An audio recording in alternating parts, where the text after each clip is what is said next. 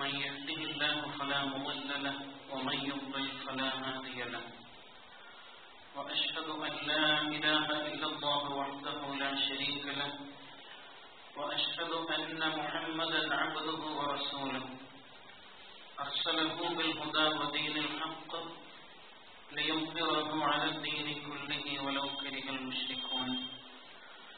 اللهم صل على محمد وعلى آل محمد كما صليت على إبراهيم وعلى آل إبراهيم وبارك على محمد وعلى آل محمد كما باركت على إبراهيم وعلى آل إبراهيم في العالمين إنك حميد مجيد. أما بعد فإن خير الحديث كلام الله وخير الهدي هدي محمد صلى الله عليه وسلم وشر الأمور محدثاتها وكل محدثة بدعة وكل بدعة ضلالة. أيها الإخوان والأخوات، أوصيكم وإياي أولا بتقوى الله. إن أريد إلا الإصلاح ما استطعت وما توفيقي إلا بالله عليه توكلت وإليه أنيب. قال الله تعالى في القرآن المجيد: أعوذ بالله من الشيطان الرجيم بسم الله الرحمن الرحيم إن هذه أمتكم أمة واحدة وأنا ربكم فاعبدون. صدق الله العظيم. സ്നേഹമുള്ള സഹോദരി സഹോദരന്മാരെ, പ്രപഞ്ചങ്ങളെല്ലാം സൃഷ്ടിച്ച് സംരക്ഷിച്ചുകൊണ്ടിരിക്കുന്ന ഏകനായ അല്ലാഹു സുബ്ഹാനഹു വ തആലയുടെ കൽപ്പനകൾക്ക് വിധേയമായിക്കൊണ്ട് നമ്മുടെ ജീവിതത്തിന്റെ എല്ലാ മേഖലകളിലും തഖ്വ പാലിക്കുവാൻ, യഥാർത്ഥ മുത്തഖികളായി ജീവിതം നയിക്കുവാൻ എന്നെയും നിങ്ങൾ ഓരോരുത്തരെയും ആദ്യമേ വസിയത്ത് ചെയ്യുകയാണ്, ഉപദേശിക്കുകയാണ്. നമ്മുടെ ഇഹപര ജീവിത വിജയം തഖ്വാബോധവുമായി ബന്ധപ്പെട്ട് നിൽക്കുന്നു. അല്ലാഹു സുബ്ഹാനഹു വ തആല അവന്റെ മുത്തഖികളായ അടിമകളെ ഉൾപ്പെടുത്തി നമ്മെ അനുഗ്രഹിക്കുമാറാവട്ടെ. ആ മഹാസംഗമത്തിന് ലോകം കാതോർത്തിരിക്കുകയാണ്. ലോക ഇസ്ലാമിക സമൂഹത്തിൽ നിന്ന് അല്ലാഹുവിന്റെ വിളി കേട്ട് ആ വിളിക്ക് ഉത്തരം ചെയ്തുകൊണ്ട് നമ്മുടെ സഹോദരങ്ങൾ അവിടെ എത്തിച്ചേർന്നുകൊണ്ടേയിരിക്കുകയാണ്. അല്ലാഹുവിന്റെ വിളിക്ക് ഉത്തരം നൽകുന്നവരാണവർ. അല്ലാഹു സുബ്ഹാനഹു വ തആല തെരഞ്ഞെടുത്തവരാണവർ. അല്ലാഹുവിന്റെ ദീനിന്റെ പ്രതിനിധികളായിക്കൊണ്ടാണ് അവരവിടെ ഒത്തുചേർന്നിരിക്കുന്നത്. ഓരോ വിശ്വാസിയെ സംബന്ധിച്ചിടത്തോളവും മനസ്സിന് ഏറെ സന്തോഷവും സംതൃപ്തിയും നൽകുന്ന വേളയാണ് വരാനിരിക്കുന്നത്. ഹജ്ജ് യഥാർത്ഥത്തിൽ ഹാജിമാരുടേത് മാത്രമല്ല, മറിച്ച് മുഴുവൻ വിശ്വാസികളുടേതുമാണ്, മുഴുവൻ ലോകത്തിൻ്റെതുമാണ് എന്ന് തന്നെയാണ് നാം തിരിച്ചറിയേണ്ടത്. കാരണം ഓരോ ഹജ്ജിന്റെയും സന്ദേശം മുഴു ലോകത്തിനും വേണ്ടിയുള്ളതാണ് എന്നതാണ്. ആ അർത്ഥത്തിൽ ഹാജിമാർ ഹജ്ജിനെ നെഞ്ചേറ്റുമ്പോൾ അതിന്റെ സന്ദേശം ലോകം മുഴുവനും പരക്കുന്നു എന്ന് കാണാം. അല്ലാഹു സുബ്ഹാനഹു വ തആല ഹജ്ജിനെ മാത്രമാണ് ഹജ്ജുൽ അക്ബർ എന്ന് വിശേഷിപ്പിച്ചു പറഞ്ഞത്. സ്വലാത്തുൽ അക്ബർ, സൗമുൽ അക്ബർ, സകാത്തുൽ അക്ബർ എന്ന പ്രയോഗങ്ങളില്ല. ഹജ്ജുൽ അക്ബർ എന്ന് വിളിക്കപ്പെട്ടിരിക്കുന്നു. അതിമഹത്തായ, ഏറ്റവും വലിയ, എന്ന അർത്ഥത്തിലാണ് അത് ഉദ്ദേശിക്കപ്പെടുന്നത്. ഹജ്ജ് സ്വയം തന്നെ അതിമഹത്തരമാണ്.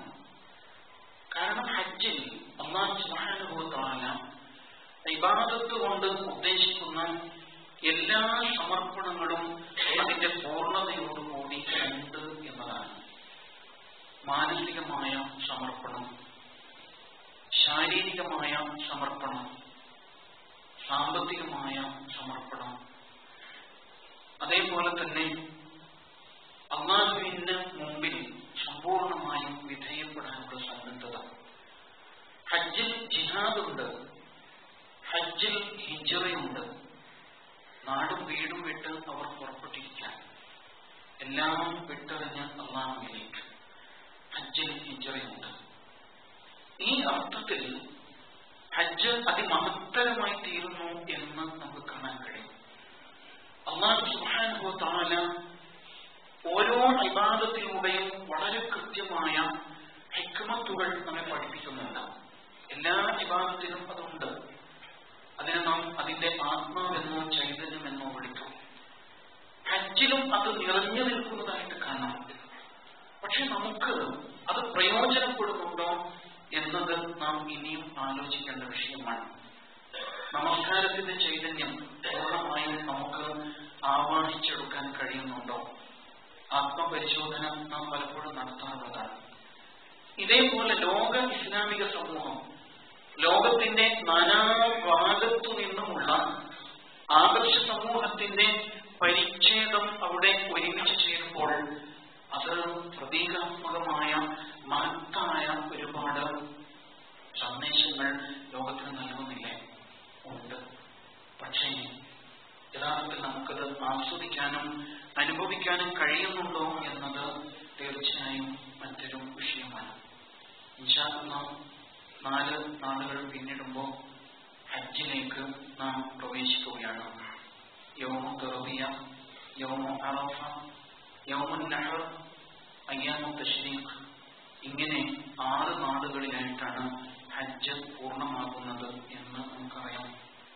അല്ലാഹു സുബ്ഹാനഹു വ തആല വിശ്വാസി ലോകത്തിന് ഒരുപാട് വാഗ്ദാനങ്ങൾ നൽകുന്നുണ്ട്. ഓരോ ഇബാദത്തുമായി ബന്ധപ്പെട്ടും ഹജ്ജുമായി ബന്ധപ്പെട്ടും ഇതേപോലെ തന്നെ ഒരുപാട് വാഗ്ദാനങ്ങൾ നൽകിയിരിക്കുന്നു. പെറ്റുവീണ കുഞ്ഞിന്റെ വിശുദ്ധി, ഉറപ്പായും സ്വർഗം ലഭിക്കും എന്ന പ്രതീക്ഷ, ഇങ്ങനെ ഒരുപാട് വാഗ്ദാനങ്ങൾ. അതോടൊപ്പം ഹജ്ജിലേക്ക് കടന്നു ചെല്ലുമ്പോൾ അതിലെ ഓരോ നിമിഷങ്ങളും ഓരോ അനുഗ്രഹീത മുഹൂർത്തങ്ങളായിട്ട് മാറുന്നു എന്ന് കാണാം.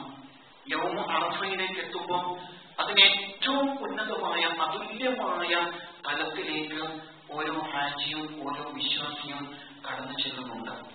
ഭൂമിയിലെ ഏറ്റവും ഉത്കൃഷ്ടമായ ഏറ്റവും അനുഗ്രഹീതമായ രാവ് ഏതാണ് എന്ന് ചോദിച്ചാൽ ലൈലത്തുൽ ഖദ്ർ എന്നാണ് ഉത്തരം. എങ്കിൽ ഭൂമിയിലെ ഏറ്റവും മഹത്തരമായ ഏറ്റവും അനുഗ്രഹീതമായ പകലേത് എന്ന് ചോദിച്ചാൽ അത് യൗമ അറഫയാണ് എന്ന് റസൂലുള്ളാഹി സ്വല്ലല്ലാഹു അലൈഹി വസല്ലം പഠിപ്പിക്കുന്നുണ്ട്. യൗമ അറഫയിൽ മാമിൻ യൗമിൻ അക്സറ മിൻ അൻ യഅതിഖ അല്ലാഹു ഫീഹി അബ്ദൻ മിനൻ നാർ, അല്ലാഹു സുബ്ഹാനഹു വ തആല നരകത്തിൽ നിന്ന് മനുഷ്യരെ വിമോചിപ്പിക്കുന്ന ഇത്രയും മഹത്തരമായ ഒരു ദിനമില്ല എന്ന് റസൂലുള്ളാഹി സ്വല്ലല്ലാഹു അലൈഹി വസല്ലം നമുക്ക് വാക്ക് തന്നിട്ടുണ്ട്. അത് യൗമ അറഫയാണ്. ആ ദിനത്തിൽ തന്നെയാണ് ലോക ഇസ്ലാമിക സമൂഹം ഹാജിമാരോട് ഐക്യപ്പെട്ടുകൊണ്ട് വ്രതമനുഷ്ഠിക്കുന്നത് എന്ന് നമുക്കറിയാവുന്നതാണ്. ഒരേ പ്രാർത്ഥനകളുമായിട്ട് ലോക ഇസ്ലാമിക സമൂഹം ഐക്യപ്പെടുന്നത് നമുക്ക് കാണാം. ആ നാളിൽ അല്ലാഹു സുബ്ഹാനഹു വ തആല അഭിമാനം കൊള്ളും. തന്റെ അടിമകൾ കൂടെ ഒരുമിച്ച് ചേർന്നത് കാണുമ്പോൾ അല്ലാഹു സുബ്ഹാനഹു വ തആല അവന്റെ മലക്കുകളെ വിളിച്ച് കാണിച്ചു കൊടുക്കും. നോക്കൂ മലക്കുകളെ, അഭിമാനപൂർവം എന്റെ അടിമകൾ ജട പിടിച്ച് പൊടി പുരണ്ടവരായിട്ട് ഒരുപാട് കാതങ്ങൾ താണ്ടിയിട്ട് ഏതൊക്കെയോ മലമ്പാതകളിലൂടെ ക്ഷീണിച്ചവശമായി സഞ്ചരിച്ച് മെലിഞ്ഞൊട്ടിയ ഒട്ടകങ്ങൾക്ക് പുറത്തായി അങ്ങനെയൊക്കെ സഞ്ചരിച്ചിട്ട് അവർ വന്നു ചേർന്നത് കണ്ടില്ലേ എന്ന് അല്ലാഹു സുബ്ഹാനഹു വ തആല മലക്കുകളോട് ചോദിക്കും. എന്തിനാ മലക്കുകൾക്ക് അങ്ങനെ കാണിച്ചു കൊടുക്കുന്നത്? അതിന്റെ പിന്നിൽ ഒരു പ്രത്യേക ഉദ്ദേശമുണ്ട്. നിങ്ങൾ ഓർക്കുന്നില്ലേ? അന്ന് നമ്മളെ ഭൂമിയിലേക്ക് അല്ലാഹു തആല ഖലീഫയായിട്ട് നിശ്ചയിക്കാൻ തീരുമാനിച്ചില്ലേ? ഇന്നി ജാഇലുൻ ഫിൽ അർദി ഖലീഫ. അങ്ങനെ ഭൂമിയിലേക്ക് മനുഷ്യനെ അയക്കാൻ അല്ലാഹു സുബ്ഹാനഹു വ തആല നിശ്ചയിച്ചുറപ്പിച്ചിട്ട് മലക്കുകളുമായിട്ട് ഒരു കൂടിയാലോചന നടത്തുന്നുണ്ട്. ആ സമയത്ത് മലക്കുകൾ എന്തായിരുന്നു പറഞ്ഞത്? എന്തിനാ പടച്ചോനെ അങ്ങനെ ചെയ്യുന്നത്? അതജാലു ഫീഹാ മൻ യുഫ്സിദു ഫീഹാ വയസ്ഫികു ദിമാ. എന്തിനാണ് പടച്ചോനെ നീ ഭൂമിയിൽ കുഴപ്പമുണ്ടാക്കുന്ന, രക്തം ചിന്തുന്ന ആളുകളെ അയക്കുന്നത് എന്നൊരു ചോദ്യം ചോദിച്ചിരുന്നു. ഞങ്ങളില്ലേ നിനക്ക് തസ്ബീഹ് ചെയ്യാൻ, നിന്നെ വാഴ്ത്തി പറയാൻ ഞങ്ങളുണ്ടല്ലോ. ഇതിന് അല്ലാഹു സുബ്ഹാനഹു വ തആല മറുപടി നൽകുന്ന നാളാണ് അറഫാ ദിനം. നോക്ക് മലക്കുകളെ, നിങ്ങൾ അന്ന് അങ്ങനെ പറഞ്ഞില്ലേ? എന്നാൽ ഇന്ന് നിങ്ങൾ നോക്കൂ, എന്റെ വിളി കേട്ടിട്ടാണ് അവർ ഒത്തുചേർന്നിരിക്കുന്നത്. വേറെ ഒരു ലക്ഷ്യവും അവർക്കില്ല. അവരുടെ എല്ലാ മനസ്സുകൾ ഒരേപോലെ എന്റെ വിളിക്ക് ഉത്തരം നൽകിക്കൊണ്ട് ലബ്ബൈക് ലബ്ബൈക് പറഞ്ഞുകൊണ്ടിരിക്കുകയാണ്. എന്നെ മഹത്വപ്പെടുത്തലും എന്നെ വാഴ്ത്തിപ്പറയലുമാണ് അവരുടെ മനസ്സും നാവുകളും ഒരുപോലെ ചെയ്തുകൊണ്ടേയിരിക്കുന്നത് എന്ന് അല്ലാഹു സുബ്ഹാനഹു വ തആല മലക്കുകൾക്ക് മുമ്പിൽ കാണിച്ചു കൊടുക്കുന്ന വല്ലാത്തൊരു കാഴ്ചയായിരിക്കും അത് എന്നാണ് പറയുന്നത്. എന്നിട്ട് അല്ലാഹു തആല മലക്കുകളോട് ചോദിക്കുന്നുണ്ട്, ഞാൻ അവരെ എന്ത് ചെയ്യും എന്നാണ് നിങ്ങൾക്ക് തോന്നുന്നത്? അവർ എന്റെ കാരുണ്യം പ്രതീക്ഷിച്ചു വന്നതാണ്. എന്റെ ശിക്ഷ എന്താണെന്ന് അവരാരും തിരിച്ചറിഞ്ഞിട്ടില്ല. അവർ കഴിഞ്ഞു പോയ കാലത്തെ സകല പാപങ്ങളും എന്റെ മുമ്പിൽ ഏറ്റുപറയുകയാണ്. സാധാരണഗതിയിൽ നാം വലം വെക്കുകയാണ് ചെയ്യുക. എന്നാൽ അവിടെ ചെന്നിട്ട് ഒരു റിവേഴ്സ് ആയിട്ട് ഇടം വെക്കുകയാണല്ലോ ചെയ്യുന്നത്. തവാഫ് ഇടത്തോട്ടാണ് കറങ്ങുന്നത്. അതിനെക്കുറിച്ച് പണ്ഡിതന്മാർ പറയുന്നുണ്ട്, കഴിഞ്ഞുപോയ ജീവിതം ഒന്ന് റീവൈൻഡ് ചെയ്യുകയാണ്, ഓർത്തെടുക്കാൻ വേണ്ടിയിട്ട് കഴിഞ്ഞുപോയ നാളുകൾ. അങ്ങനെ അവർ കഴിഞ്ഞുപോയ നാളുകൾ ഓർത്തെടുത്ത് എന്റെ മുമ്പിൽ പാപമോചനം തേടി എത്തിച്ചേർന്നിരിക്കുകയാണ്. അതുകൊണ്ട് ഞാൻ എന്ത് ചെയ്യും എന്നാണ് നിങ്ങൾ കരുതുന്നത്? അല്ലാഹു സുബ്ഹാനഹു വ തആലയോട് മലക്കുകൾ ആ സമയത്ത് പറയുന്നുണ്ട്, പടച്ചോനെ നീ കാരുണ്യവാനാണ്. തീർച്ചയായും നിന്റെ കാരുണ്യത്തിൽ പ്രതീക്ഷ അർപ്പിച്ചവർക്ക് നീ പുറത്തു കൊടുക്കും എന്ന് തന്നെയാണ് ഞങ്ങളുടെ പ്രതീക്ഷ എന്ന് മലക്കുകൾ ആ സമയത്ത് പറയുന്നുണ്ട്. ആ നാളിൽ ഏറ്റവും നിരാശനാകുന്നത് ഇബ്ലീസായിരിക്കും. കാരണം ഇബ്ലീസിന്റെ ക്യാൻവാസിംഗിൽ നിന്ന് രക്ഷപ്പെട്ട ലക്ഷക്കണക്കായ വിശ്വാസികളാണ് അവിടെ ഒത്തുചേരുന്നത്.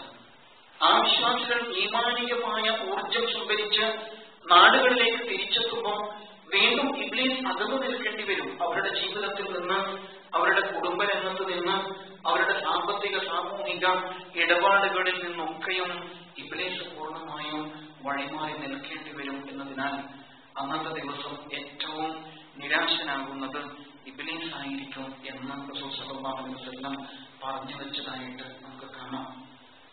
അറഫാത്തിന്റെ ദിനം ഏകദിന നഗരിയാണ്. ഒറ്റ ഒരു പകലിന് വേണ്ടിയിട്ട് സംവിധാനിക്കപ്പെട്ടിരിക്കുന്ന ഒരു നഗരി.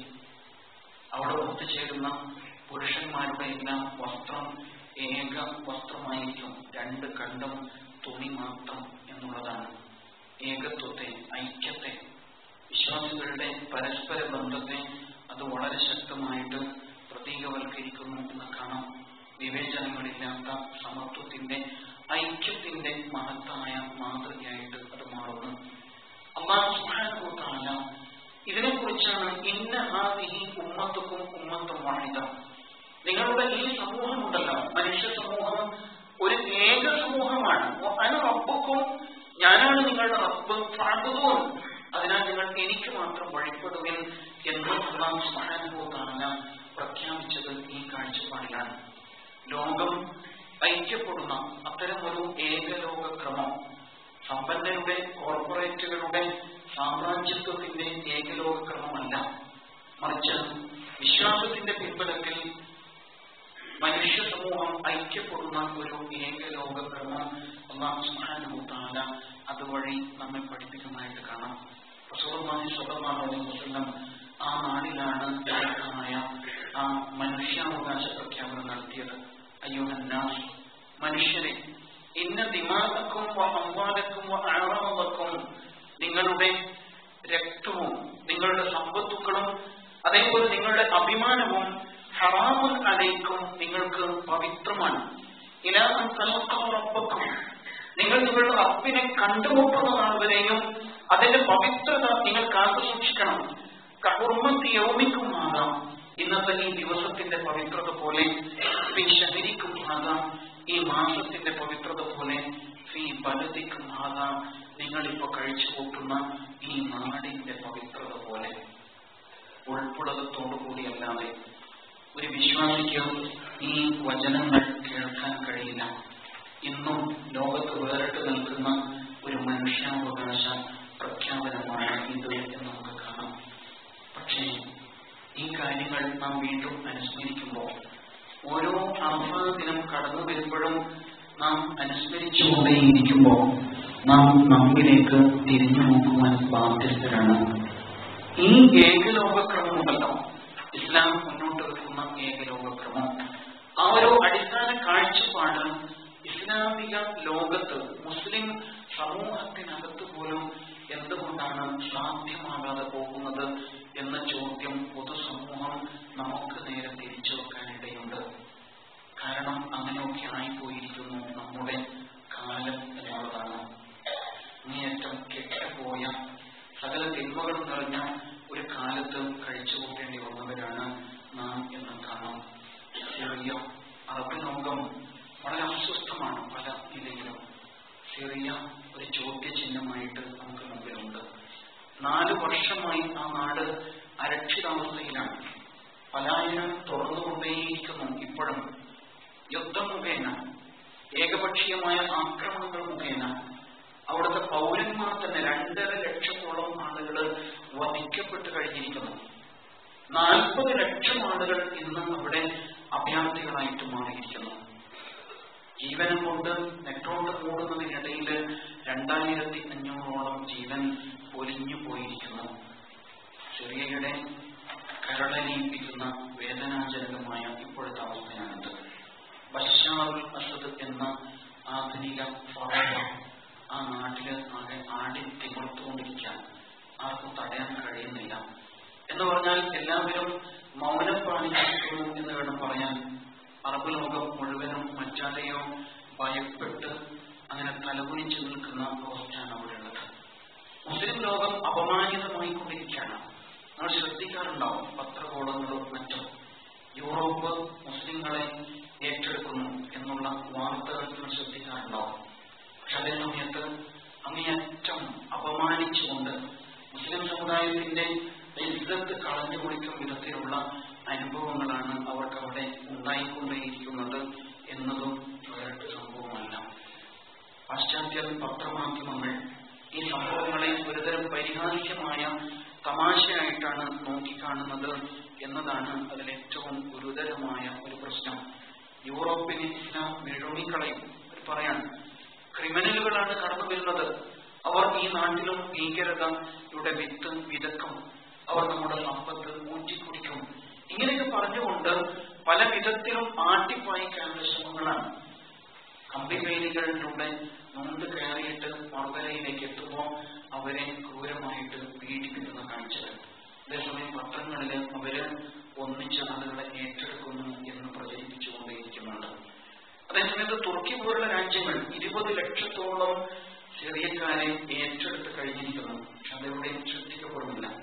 മനസ്സിലാക്കേണ്ട ഒരു കാര്യം, അറബ് ലോകത്തിന്റെ ഗുരുതരമായ നിസ്സംഗതയാണ്. ഇരു ഹറമുകളുടെയും കസ്റ്റോഡിയൻ എന്ന് അവകാശപ്പെടുന്ന സൗദി അറേബ്യ മുതൽ സകല രാജ്യങ്ങളും ഈ വിഷയത്തിൽ മൗനം പാലിക്കുന്നു എന്നത് ഗുരുതരമാണ്. ഈ ദിവസത്തിന്റെ പവിത്രത, ഈ മാസത്തിന്റെ പവിത്രത, ഈ നാടിന്റെ പവിത്രത പോലെ നിങ്ങളുടെ രക്തം, നിങ്ങളുടെ സമ്പത്ത്, നിങ്ങളുടെ അഭിമാനം ഇവയൊക്കെയും പവിത്രമാണ് എന്ന് പ്രഖ്യാപിക്കപ്പെട്ട ആ അറഫാ ദിനത്തിലേക്ക് നാം കടന്നു ചെല്ലുമ്പോൾ നമ്മുടെ ഇസ്ലാമിക അല്ലെങ്കിൽ മുസ്ലിം രാജ്യങ്ങളുടെ പൊതുവായ അവസ്ഥയാണിത് എന്ന് നമ്മൾ തിരിച്ചറിയേണ്ടതുണ്ട്. ആരാധനാ കർമ്മങ്ങൾ അതിൻ്റെതായ പൂർണ്ണതയോടുകൂടി തന്നെ മുന്നോട്ട് പോകുന്നു. അതിനെവിടെയും ഒരു കുഴപ്പമില്ല. ഹാജിമാർക്ക് ആ അർത്ഥത്തിലുള്ള സംവിധാനങ്ങളൊക്കെ അവിടെയുണ്ട്. അവർക്ക് സംസം ആഗോളം കുടിക്കാം. ആ ഹറം ഷരീഫുകളില് സ്വസ്ഥമായിട്ട് കഴിഞ്ഞുകൂടാം. അവിടുത്തെ പുതിയ പുതിയ നിർമ്മാണ പ്രവൃത്തികളും സംവിധാനങ്ങളും കണ്ട് ഭരണകൂടത്തെ പുകഴ്ത്താം. പക്ഷെ എന്തുകൊണ്ടാണ് ഇത്രയും ഭീകരമായ ഒരു പലായനം ലോകത്ത് നടന്നിട്ട് അവർ ഇപ്പോഴും കണ്ണു ചെന്നിരിക്കുന്നത് എന്നാണ് നമുക്ക് മനസ്സിലാക്കാൻ കഴിയാത്തത്. വളരെ ഗൗരവപൂർവ്വം ആലോചിക്കപ്പെടേണ്ട ഒരു വിഷയമാണ് ഹജ്ജ് വീണ്ടും കടന്നു വരുന്ന ഈ സാഹചര്യത്തിൽ എന്ന് നാം പ്രത്യേകിച്ച് ഓർക്കണം. റസൂലുള്ളാഹി സ്വല്ലല്ലാഹു അലൈഹി വസല്ലം അറഫാത്തിൽ നടത്തിയ ആ പ്രഖ്യാപനത്തിന്റെ അനുരണനങ്ങൾ നമ്മളിങ്ങനെ അയവിറക്കിക്കൊണ്ടേയിരിക്കുമ്പോൾ, ആവേശം കൊള്ളുമ്പോൾ നമ്മുടെ മനസ്സിൽ കടന്നു വരേണ്ട വേദനിപ്പിക്കുന്ന ചില ചിന്തകളാണിത്. പ്രവാചകൻ വീണ്ടും ഉണർത്തുന്നുണ്ട്, അയ്യുഹന്നാസ് ഇന്ന റബ്ബക്കും വാഹിദ് വഇന്ന അബാക്കും വാഹിദ് കുല്ലുക്കും മിൻ ആദം വആദമു മിൻ തുറാബ്. നമ്മളത് കേട്ടു പതിഞ്ഞ വളരെ മഹത്തരമായ വചനങ്ങളാണിത്. നിങ്ങളുടെ എല്ലാം അമ്മയും വാപ്പയും ഒന്നാണ്. ആദം ആണ് നിങ്ങളുടെ പിതാവ്, ആദമാകട്ടെ മണ്ണിൽ നിന്നാണ്. അറബിക്ക് അനറബിയേക്കാൾ യാതൊരു വിധത്തിലുള്ള പ്രത്യേകതയുമില്ല. ഇങ്ങനെ തുടങ്ങി നമ്മൾ നിരന്തരം കേട്ടുകൊണ്ടേയിരിക്കുന്ന അറബ പ്രഭാഷണത്തിലെ ആ മഹത്തായ വചനങ്ങളും നമ്മുടെ ഇന്നത്തെ ലോക സാഹചര്യവും തമ്മിൽ എവിടെയോ ഒരു പൊരുത്തക്കേട് വല്ലാതെ നമുക്ക് അനുഭവപ്പെടുകയാണ്. അവിടെയാണ് ആരാധനാ കർമ്മവും നമ്മുടെ ജീവിതവും തമ്മിൽ പൊരുത്തപ്പെടാതെ പോകുന്നു എന്നത് ഗുരുതരമായിട്ട് നമുക്ക് അനുഭവപ്പെടുന്നത്. ലോക ഇസ്ലാമിക സമൂഹം ഐക്യത്തിന്റെ വിളംബരം നടത്തിയോട് ഒരുമിച്ച് പോകുമ്പോഴും ഈ പലായനം തുടർന്നുകൊണ്ടേയിരിക്കുകയാണ് സിറിയയിൽ. ആലോചിച്ച് നോക്കൂ. അതുകൊണ്ട് തന്നെ തീർച്ചയായും മറ്റൊരു അവസ്ഥയെക്കുറിച്ച് ചിന്തിക്കാൻ നമുക്ക് സാധിക്കേണ്ടതുണ്ട്. ലോകത്ത് സമാധാനം വരുന്ന ഇസ്ലാമികമായ അവസ്ഥയിലേക്ക് ലോകക്രമം മാറുന്ന ഒരു നാടൻ സ്വപ്നം കണ്ട് പ്രവർത്തിക്കാൻ കഴിയണം. പക്ഷെ അപ്പോഴാണ് IS എന്ന പേരില്, ഇസ്ലാമിക് സ്റ്റേറ്റ് എന്ന പേരില് വേറൊരു കൂട്ടര് രംഗത്ത് വന്നത്. 2010 രൂപം കൊടുത്ത് 2014 ലോകത്ത് കൂടുതൽ പ്രകടമായി രംഗത്ത് വന്നിട്ടുള്ള ഒരു ഭീകര ഗ്രൂപ്പായിട്ട് അവർ മാറിയിട്ടുണ്ട്.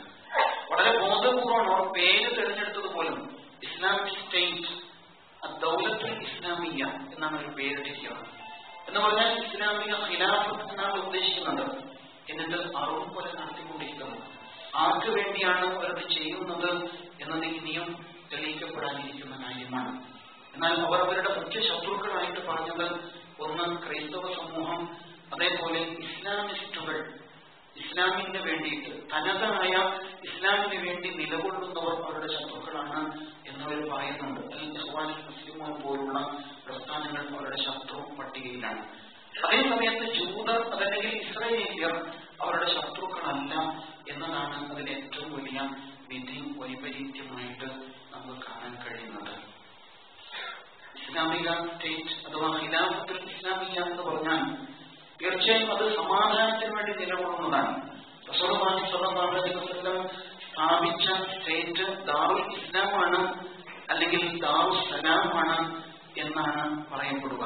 അവിടെ ശാന്തിയും സമാധാനവുമാണ് നിലനിൽക്കുന്നത് എന്ന് നമുക്ക് കാണാൻ കഴിയും.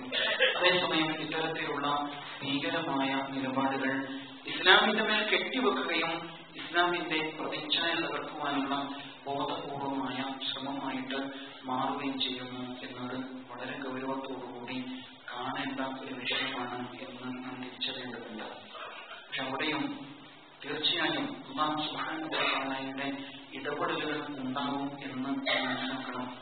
ആ കുട്ടിയെ നിങ്ങൾ ഓർക്കാറില്ലേ? ഇടയ്ക്കിടയ്ക്ക് നമ്മുടെ മക്കളോടൊപ്പം കഴിയുമ്പോൾ തീർച്ചയായും ഐലൻ കുർദി എന്ന കുട്ടി നമ്മുടെ മനസ്സിലേക്ക് കടന്നു വരും.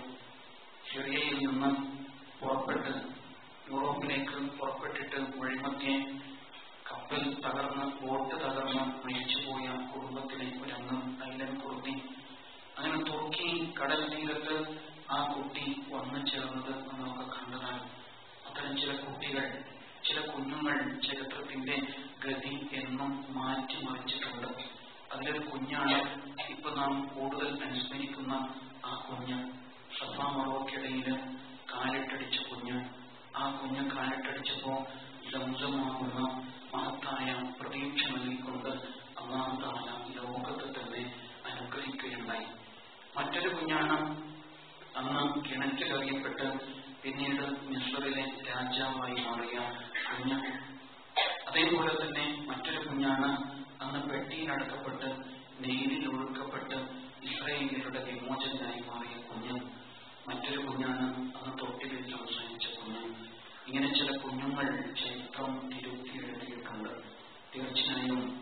അല്ലാഹു സുബ്ഹാനഹു വ തആല വലിയവനാണ്.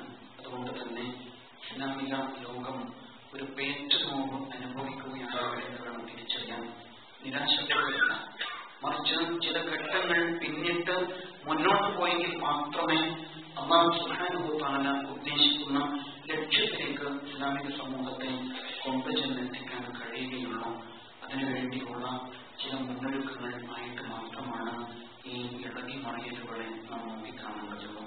അല്ലാഹു സുബ്ഹാനഹു വ തആല ലോക ഇസ്ലാമിക സമൂഹത്തിന് കൃത്യമായ ദിശാബോധം നൽകി അനുഗ്രഹിക്കുമാറാവും.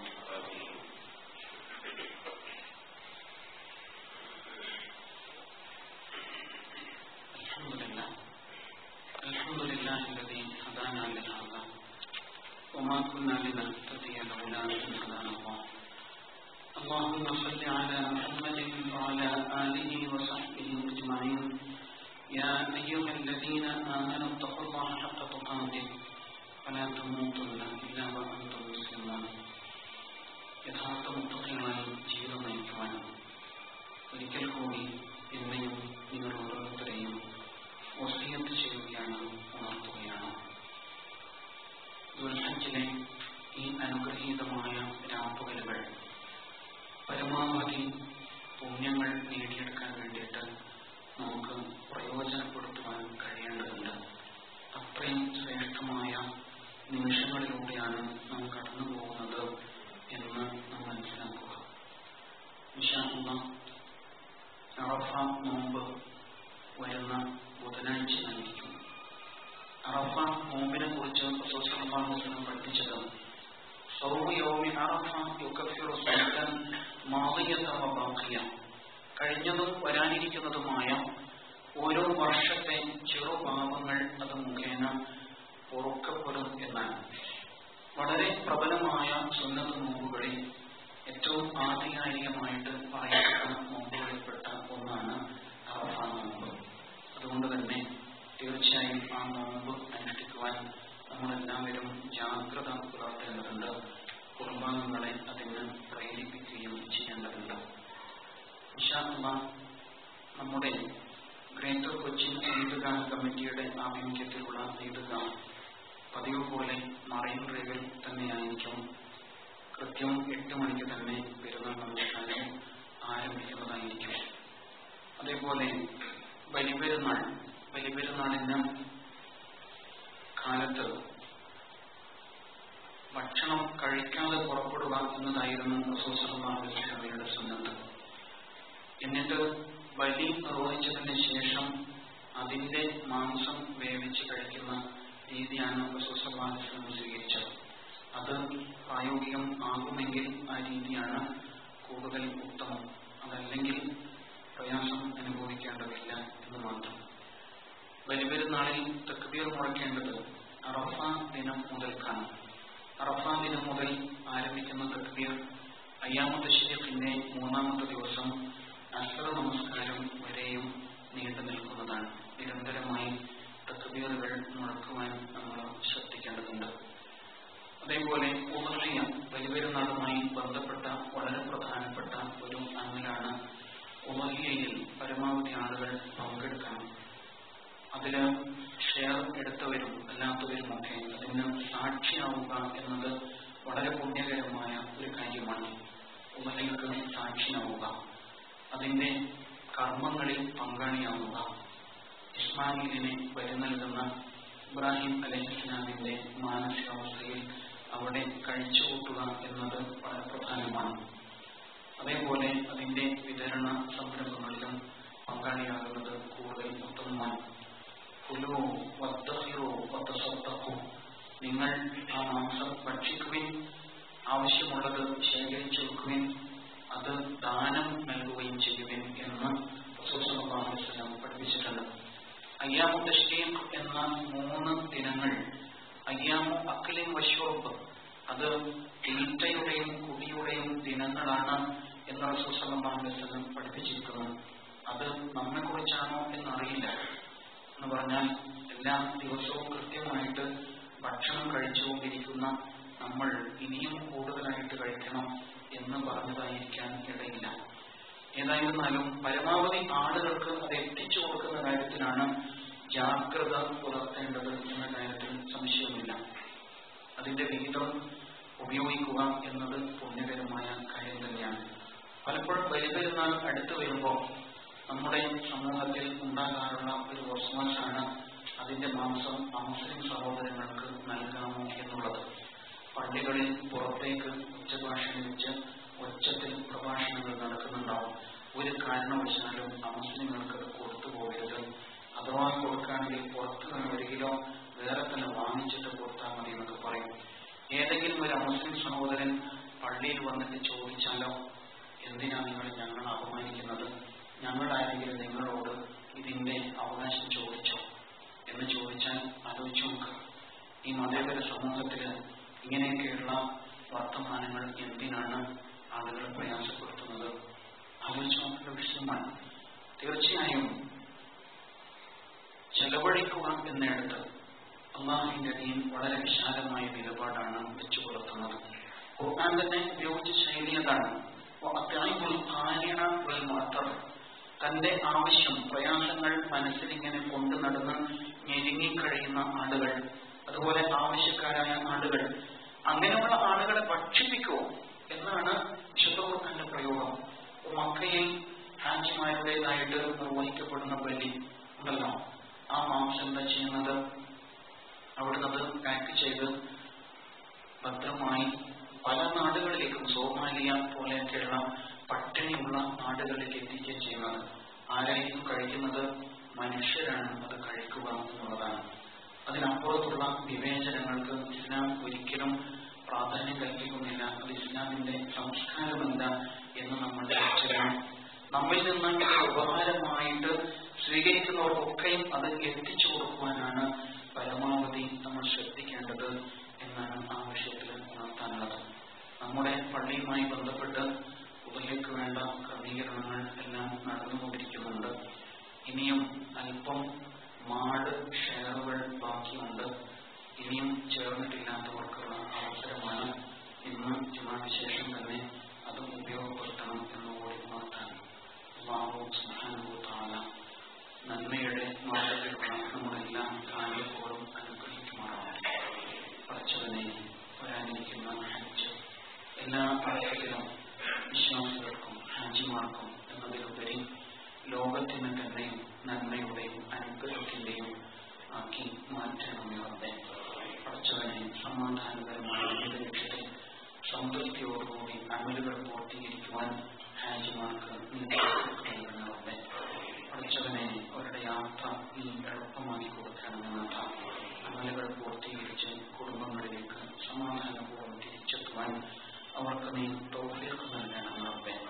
പടച്ചവനെ, അറഫാ ദിനവും ഹജ്ജും കടന്നു വരുമ്പോൾ ലോക ഇസ്ലാമിക സമൂഹത്തിന്റെ മഹാസമ്മേളനത്തിന് കാതോർക്കുന്ന ഈ വേളയിൽ സിറിയൻ അഭയാർത്ഥികളും അതുപോലെ ലോകത്ത് നടന്നുകൊണ്ടിരിക്കുന്ന ഒരുപാട് മനുഷ്യാവകാശ ലംഘനങ്ങളും മനസ്സിലേക്ക് കടന്നു വരികയാണ്. പടച്ചവനെ, ലോക ഇസ്ലാമിക സമൂഹത്തിന്, ലോക മനുഷ്യ സമൂഹത്തിന്, ലോക രാഷ്ട്രങ്ങൾക്ക് അവരോടെല്ലാം മനുഷ്യാവകാശ നിലപാട് സ്വീകരിക്കുവാൻ, അവരുടേതായ മാനുഷികമായ അവകാശങ്ങൾ വർദ്ധിച്ചു കൊടുക്കുവാനുള്ള മനസ്സ് നൽകി അനുഗ്രഹിക്കണം റബ്ബേ. പടച്ചവനെ, പ്രയാസം അനുഭവിക്കുന്നവർക്കെല്ലാം ഈ താങ്ങായി മാറണം റബ്ബേ. എല്ലാവിധ പരീക്ഷണങ്ങളിൽ നിന്നും ഞങ്ങൾ നീ കാത്തു രക്ഷിക്കണം റബ്ബേ. രോഗങ്ങൾ കൊണ്ട്, മനപ്രയാസങ്ങൾ കൊണ്ട്, കുടുംബപരമായ അസ്വസ്ഥതകൾ കൊണ്ട് പ്രയാസപ്പെടുന്നവർക്കെല്ലാം ആശ്വാസം നൽകണം റബ്ബേ. اللهم اغفر للمؤمنين والمؤمنات والمسلمين والمسلمات الأحياء منهم والأموات إنك مجيب دعوات يا قاضي الحاجات.